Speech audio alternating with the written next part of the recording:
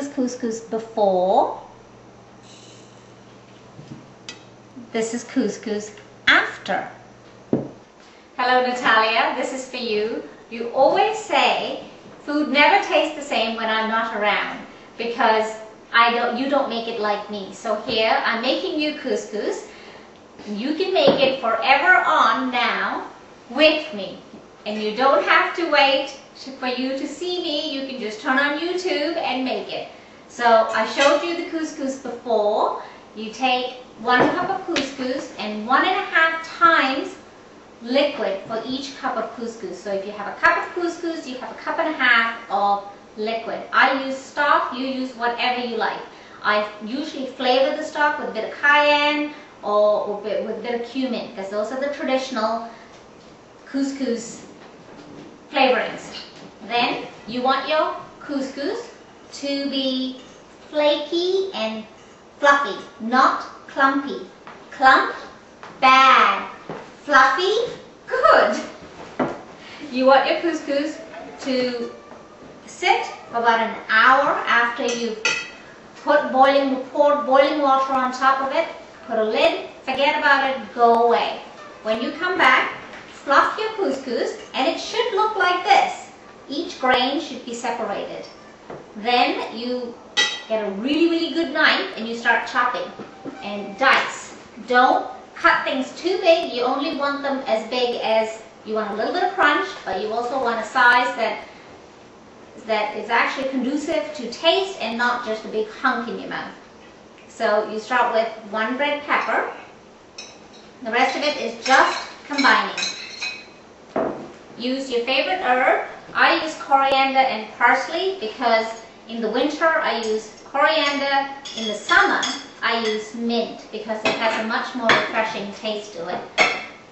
It looks like a lot, but when you top it off, it really isn't that much. I used 1 red onion, small red onion. You can use a large one if you want, but I like a little bit of onion, not a lot of onion. So make sure the onion is nicely diced so you don't get a big chunk of onion in your mouth. And you have your cucumber. The cucumber has been de-seeded. So the worst thing you can do for couscous is have too much moisture in your vegetables. So towel dry your herbs. Make sure your cucumber is de-seeded and you use the skin part and the flesh part, but not the seeds. I need a bigger bowl, I think. And the tomatoes. If you look at the tomatoes, they've all been cored. So the center has been removed and it's just the skin and the outer part of the tomato. So I have 1 tomato. You toss these. I'm using 1 garlic. You can choose not to use garlic. You can choose to use garlic. Alex is distracting me while he's taping this, but I'm going to ignore him. So 1 crushed garlic. So you toss this together. Well, it would be nice if I magically had another fork.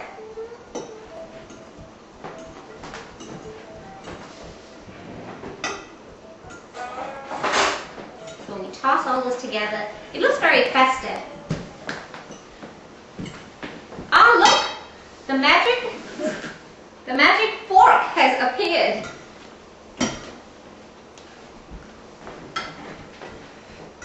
Once you've tossed it, all you need is juice of half a lemon,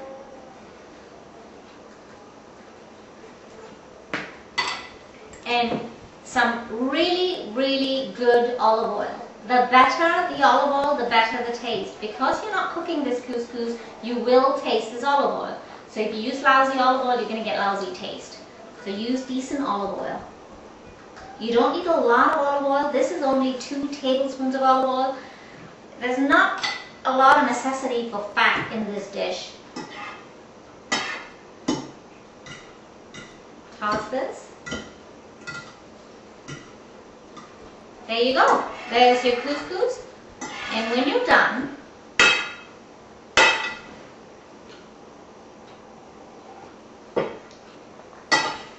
top it with anything you like, any form of nuts, craisins, raisins. I like raisins, so I'm using raisins. Sometimes in the summer I use a mango. The only problem with using a mango is if you're going to use a mango, because it's watery, wait till just before serving to put it in. Top it with the almonds. I've dry roasted these almonds and these currants, and there you go. Now you can make couscous with Aunt Sarita all the time. Bye-bye and happy birthday.